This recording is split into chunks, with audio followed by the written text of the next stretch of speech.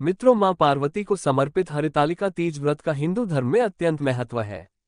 यह व्रत सुहागिन स्त्रियां अपने पति की लंबी आयु, सुख समृद्धि और अखंड सौभाग्य के लिए करती हैं। वहीं अविवाहित कन्याएं इसे अच्छे पति की प्राप्ति के लिए रखती हैं। यह व्रत भाद्रपद मास के शुक्ल पक्ष की तृतीया तिथि को किया जाता है। इस दिन महिलाएं निर्जला व्रत रखकर मां गौरी और भगवान शंकर की पूजा करती हैं। मित्रों, पौराणिक कथा के अनुसार माता पार्वती ने भगवान शिव को पति रूप में पाने के लिए बाल्यकाल से ही कठोर तपस्या की थी। उन्होंने हिमालय पर्वत की गुफाओं और जंगलों में कई वर्षों तक व्रत, उपवास और कठिन तप किया। एक समय जब नारद जी हिमालय राज के पास आए तो उन्होंने पार्वती जी का विवाह भगवान विष्णु से करने का प्रस्ताव रखा। हिमालय जी ने इस प्रस्ताव को स्वीकार कर लिया। जब पार्वती जी को ये समाचार मिला तो वे अत्यंत व्याकुल हो गईं। वे अपने प्राण त्यागना चाहती थीं क्योंकि उनका मन और आत्मा पहले ही भगवान शंकर को पति रूप में स्वीकार कर चुका था। इसी समय उनकी सखी आई और उन्हें समझाया। सखी उन्हें घने जंगल में ले गई ताकि उनका विवाह किसी और से न हो सके। वहां माता पार्वती ने निर्जला व्रत रखकर मिट्टी की शिवलिंग बनाकर भगवान शिव की पूजा की और रात्रि भर जागरण किया। उन्होंने पूर्ण निष्ठा और भक्ति से भगवान शिव को पति रूप में पाने की प्रार्थना की। उनकी कठोर तपस्या और भक्ति से प्रसन्न होकर भगवान शिव उनके सामने प्रकट हुए और माता पार्वती को पत्नी रूप में स्वीकार कर लिया। तभी से यह व्रत हरितालिका तीज कहलाया। मित्रों, हरितालिका नाम दो शब्दों से मिलकर बना है। हरि का अर्थ है अपहरण, यहाँ सखी द्वारा पार्वती जी को उनके घर से जंगल ले जाना, और तालिका का अर्थ है सखी, अर्थात सखी द्वारा पार्वती जी का अपहरण करके उन्हें विवाह से बचाना। व्रत की विधि मित्रों और मेरी बहनों। 1. व्रत करने वाली स्त्रियां प्रातः स्नान करके व्रत का संकल्प लेती हैं। 2. महिलाएं दिन भर निर्जला बिना जल पिए उपवास रखती हैं। 3. शाम के समय देवी पार्वती और भगवान शिव की मिट्टी या बालू से बनी प्रतिमा बनाकर उनकी पूजा की जाती है।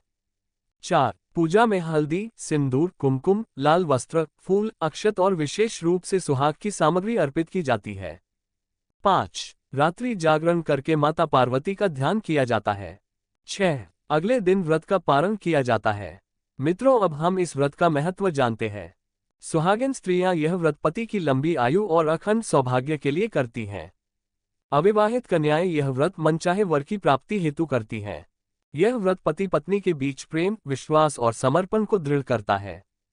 मान्यता है कि जैसे पार्वती जी को शिव जी पति रूप में प्राप्त हुए, वैसे ही यह व्रत करने वाली स्त्रियों को अपने जीवन में सुख, सौभाग्य और समृद्धि प्राप्त होती है। मित्रों, हरितालिका तीज केवल व्रत ही नहीं, बल्कि यह पति पत्नी के पवित्र संबंध और स्त्रियों की भक्ति, त्याग और समर्पण का प्रतीक है। मित्रों, अब हम हरितालिका तीज की यह व्रत कथा स्वयं भगवान शिव के मुख से सुनते हैं। ओम नमः शिवाय। हे मातृशक्ति की साधिकाओं और मेरे भक्तों, आज मैं तुम सबको हरितालिका तीज व्रत की पावन कथा सुनाता हूँ। ये वही व्रत है जिसके कारण मेरी अर्धांगिनी, जगत जननी पार्वती मुझे पत्नी रूप में प्राप्त हुई। सुनो भक्तों, बहुत समय पहले जब मेरी अर्धांगिनी पार्वती कन्या रूप में जन्मी, तभी से उनका हृदय मुझे पति रूप में स्वीकार कर चुका था। वे बचपन से ही मेरे ध्यान और तप में लीन रहीं।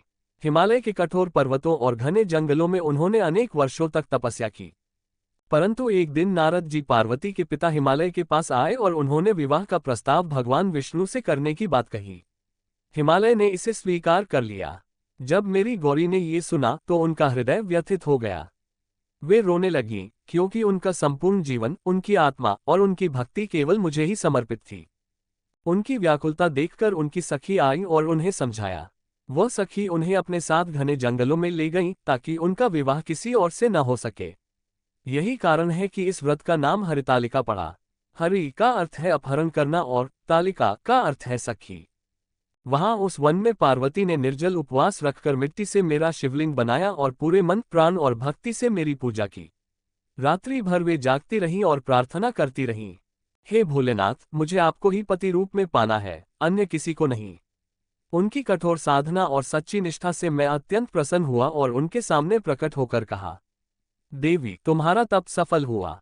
आज से तुम मेरी अर्धांगिनी हो। जैसे चंद्रमा का बिना आकाश अधूरा है, वैसे ही मैं भी तुम्हारे बिना अधूरा हूं। अब हम दोनों सदा सदा के लिए एक हो गए। इसी दिन से यह व्रत आरंभ हुआ और इसे हरितालिका तीज कहा जाने लगा।